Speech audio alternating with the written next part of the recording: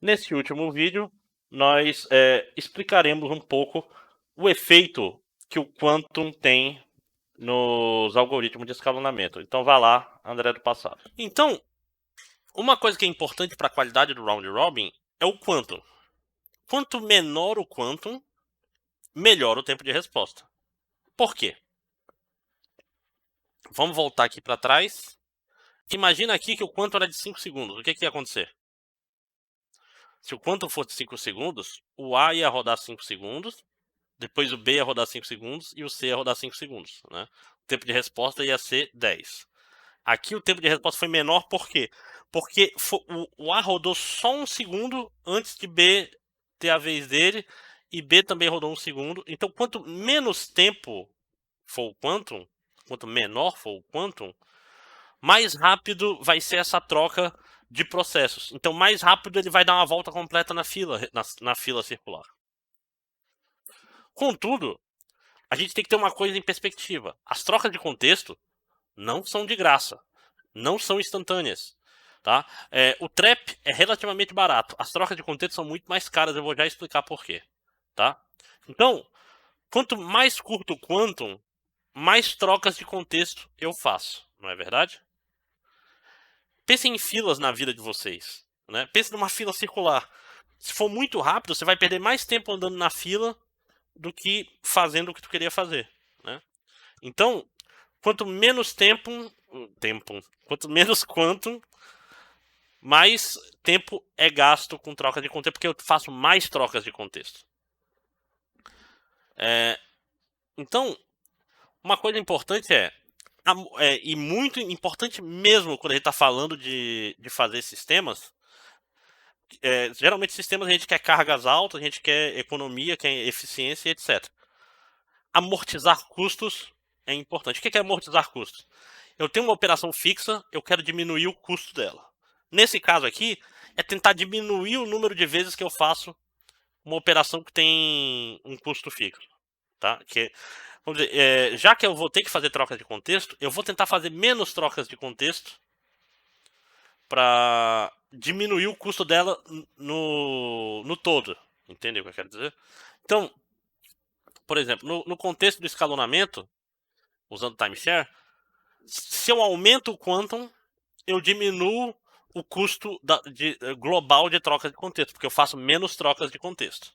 Então, ó, um exemplo matemático simples aqui. A troca leva 1 milissegundo e o quantum é 10. Se é isso, a cada 10 milissegundos eu gasto 1 milissegundo fazendo uma troca. Então, isso vai dar aí, não é exato, tá? Vai dar uns 10, 11% do tempo.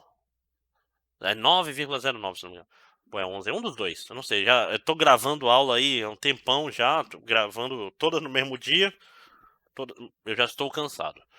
Então, vai ser uns 10% do tempo, aproximadamente 10%, mais especificamente 9,09%, né? Quase 9,1% do tempo vai ser gasto com trocas. Né? Então, quase 10% do tempo do meu sistema inteiro vai ser gasto com trocas de contexto. Se eu pegar esse quantum e aumentar para 100 milissegundos, ou seja, multiplico por 10, ao invés de 10% do tempo fazendo troca, é só 1% do tempo. Então, esse tipo de decisão é essencial quando se faz sistema.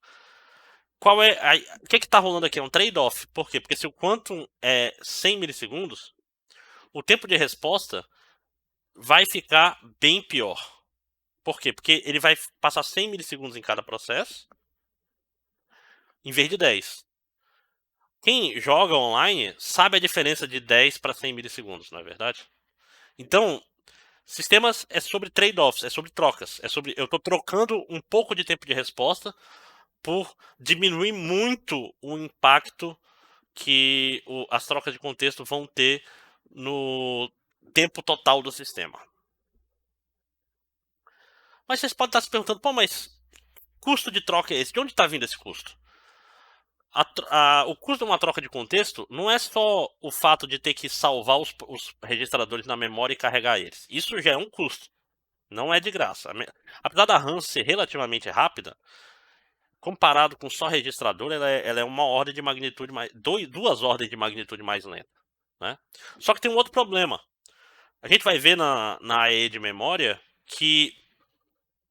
E você já deve ter visto em arquitetura, que quando o programa roda, ele está usando vários subsistemas para ficar mais rápido. Por exemplo, tem cache, 3 níveis de cache pelo menos, né? L1, L2, L3, que vão estar com dados desse programa que está rodando. A gente tem as TLBs, que a gente vai ver também no curso de memória, que é o Translation Look Aside Buffer, né? Que são cache de tradução de páginas, tá? Isso daí também, quando o programa está rodando, a TLB está cheia com os dados dele. Predição de branch em pipeline, tudo vai ter que jogar fora. Joga fora o pipeline, inclusive, né? Trocou o contexto, tu joga tudo isso fora e vai entrar um processo novo que vai ter que... a cache dele vai ter que começar a aquecer e tudo mais. Então, tudo isso faz parte dos custos de uma troca de contexto. Então, a gente tem um balanço muito fino. Eu quero fazer bastante troca de contexto para dar a ilusão de pseudo-paralelismo, de que as coisas estão rodando ao mesmo tempo, mas eu não quero que essas trocas de contexto acabem gastando recursos do sistema, né? Aquela história. Isso acaba sendo como uma burocracia. É tipo como se eu estivesse gastando mais dinheiro organizando um processo do que com um processo propriamente dito. Que não é isso. Eu não compro uma máquina potente para o SO rodar melhor. Eu compro uma máquina potente para os meus programas rodarem melhor. O SO, ele tem que ter o mínimo de footprint possível. Quando eu era jovem, como vocês, como a maioria de vocês, pelo menos, saiu o Windows Vista, que foi logo depois do Windows XP. O Windows Vista ele tinha uma coisa interessante. Quando ele saiu, começou a todos os laptops do mercado, eles vinham com o Windows Vista. Só que o Windows Vista era muito pesado. Ele gastava quase 1 GB de memória RAM. Tipo, na CNTP, você abria o laptop, ele gastava entre 500 e 1 GB de RAM. Qual é o problema? Ele vinha em laptop com 500 MB. Ele vinha em laptop com 256 MB. Não, 256 acho que não, mas 512. Ele vinha em laptop com 1 GB. Esse laptop, ele era inutilizável. Por quê? Porque o Windows XP era tão pesado que o próprio sistema operacional ocupava todo o computador. Como eu ganhava dinheiro? Regredindo para o Windows XP, tirando o Vista e instalando o XP para as pessoas, porque ainda era uma época que baixar driver, etc, dava trabalho. Então, para você ter uma ideia, eu era pago, não era muito dinheiro, mas era um dinheiro, dava para tirar uma graça, para regredir um sistema operacional. Sistema operacional que a pessoa tinha original, OEM e os escambau, mas ela preferia regredir. Então, o tempo de execução do round robin eu já falei. E, para finalizar, uma coisa interessante sobre o round robin. Round robin é justo, tá? Por quê? Porque ele divide irmãmente a CPU, né? Então, todos os processos têm acesso igual à CPU o tempo todo. O que ele faz? Ele para fazer isso, ele está sacrificando o tempo de execução. Porque vai estar todo mundo rodando, todo mundo vai terminar mais ou menos juntos, tá? Já o SJF e o STCF são bons para tempo de execução e ruins para resposta. Mas, se vocês lembrarem, a gente ainda tem duas condições do workload para relaxar. Entrada e saída, né? Que os processos só fazem CPU. E o fato de eu saber quanto tempo demora para esse processo terminar. Então, nas próximas aulas, na próxima aula a gente já vai relaxar esses dois.